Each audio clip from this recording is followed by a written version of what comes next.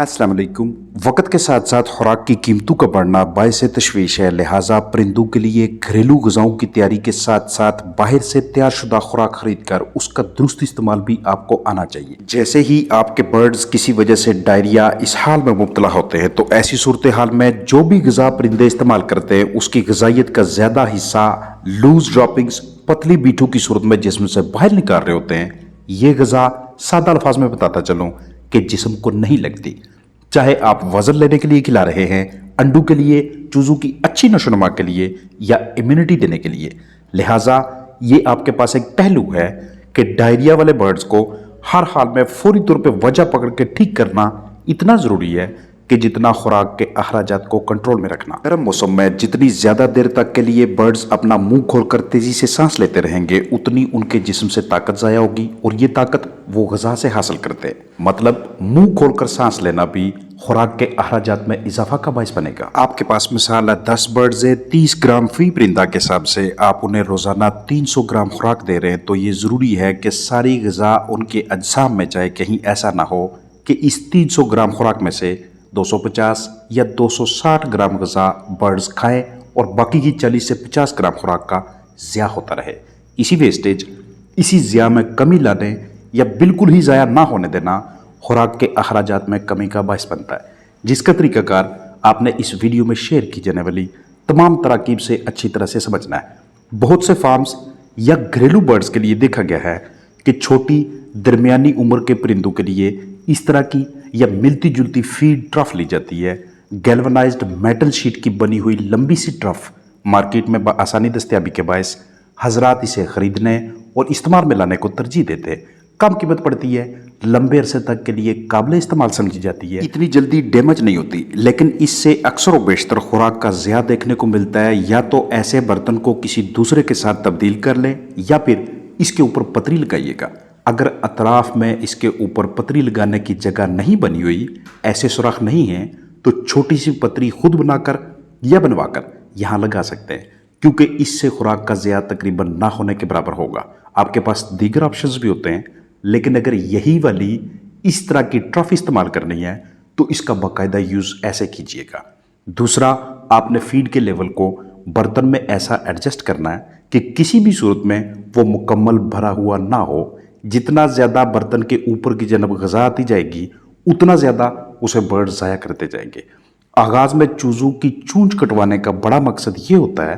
कि जब चूज़े बड़े होंगे, जवान चिकन्स बनेंगे, तो अपनी लंबी चूंच की वजह से वो फीड से खेलना शुरू ना कर दें, ग़िज़ा बाहर ना गिराएं। लिहाजा चूज़ों की डिबिकिंग करवाएं और अगर नहीं करवाई तो बड़ी उम्र के बर्ड्स की टचिंग करवाएं। चूंच का नोकीलापन ख़त्म हो जाएगा। देखने सुनने में ये एक जालमाना अमल लगता है, लेकिन लेयर चिकन्स में ये एक ज़रूरी अमल है।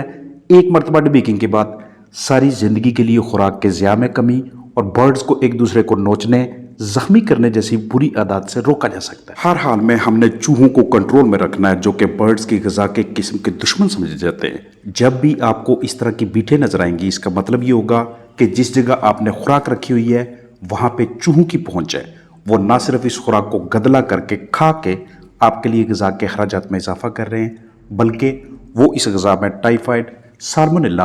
और दीगर बहुत से अमराज हमारे बर्ड्स तक भेज रहे होते हैं। लिहाजा किसी भी सूरत में रात को बर्तनों में खुराक नहीं बचनी चाहिए। और दूसरा, जिस जगह पे भी आपने ग़िज़ा ज़हीरा की हुई है वहाँ पे अगर आगे पीछे सुराख हैं तो उन्हें बंद कर लें, क्योंकि चूहों की पहुँच ग़िज़ा तक होना अपने बर्ड्स को लंबे अरसे तक बुखार में मुब्तला करने के मुतरादिफ है। और चूहों की जानब से मुंतकिल करदा बीमारियाँ नस्ल दर नस्ल बर्ड्स में चलती रहती है। इसलिए पोल्ट्री फार्मिंग में अगर आप फीडिंग से बेहतरीन किस्म के नताज लेना चाहते हैं,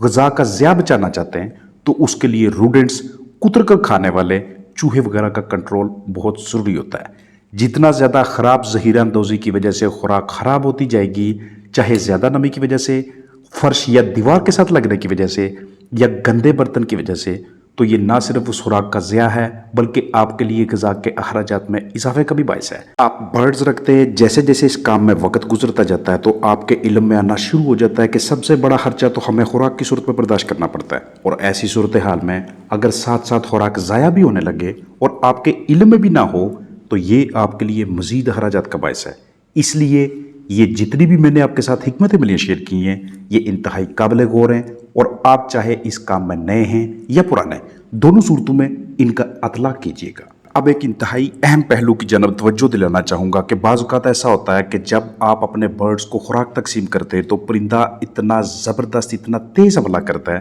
کہ خوراک ڈالتے وقت یا ڈالنے کے فوراً بعد برڈز اسے کھانے کے ساتھ ساتھ اس وجہ سے ضائع کرنا شروع کر دیتے ہیں کہ یا تو آپ کے پاس برتنوں کی تعداد کم ہوتی ہے یا آپ نے ان برڈز کو بہت زیادہ بھوک لگوائی ہوتی ہے،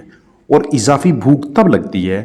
جب آپ نے اپنے پرندوں کے لیے فیڈنگ کا شیڈول اور ٹائمنگ اچھی طرح سے ایڈجسٹ نہ کی ہو، یا پھر آپ جو غذا برڈز کو دے رہے ہیں اس کی مقدار کم ہو یا غذائیت کم ہو، تو پھر جیسے ہی خوراک دستیاب ہوتی ہے تو برڈز اس پہ مکمل اٹیک کر کے اسی کھانے کی کوشش کے دوران خوراک کو ضائع کرتے رہتے ہیں، چاہے آپ اچھے سے اچھے برتنوں کا انتخاب کر لیں۔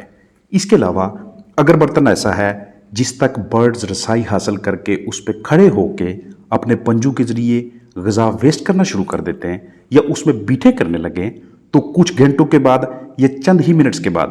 وہاں سے آنے والی بدبو کی وجہ سے برڈز اسے کھانا پسند نہیں کرتے، تو یہ بھی غذا کے ضیاع کی ایک وجہ بن جاتی ہے۔